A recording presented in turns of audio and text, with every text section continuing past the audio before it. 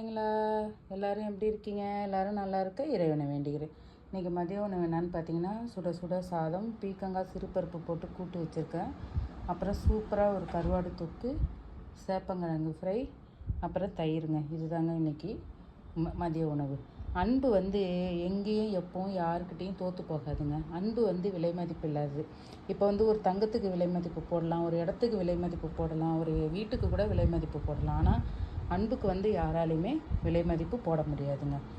ஒருத்தவங்க நம்ம மேலே உண்மையாக அன்பு வச்சுருந்தாங்கன்னா அந்த அன்பு காலத்துக்கும் நிலைச்சி நிற்குங்க. நம்மளை அவங்க புரிஞ்சிக்கலைன்னா பரவாயில்லைங்க, நம்ம செலுத்தின அன்பு உண்மை தானே.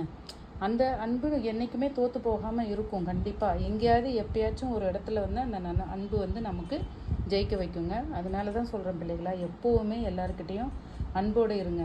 அவங்க எங்கிட்டக்க அன்பாக இல்லை, அவங்க பொய்யா இருக்கிறாங்க அப்படின்னு நீங்கள் நினைக்காதீங்க. அவ்வளோதான். நீங்கள் அன்பாக இருந்தீங்கன்னா போதும். வாழ்க்கையில் எல்லா வெற்றியுமே நம்ம பக்கம் வந்துடுங்க. கண்டிப்பாக அன்பு தானங்க உலகத்தில் ஜெயிக்கும். வேறு என்னங்க ஜெயிக்கும்? வாழ்க வளர்க. பாய் பிள்ளைகளை.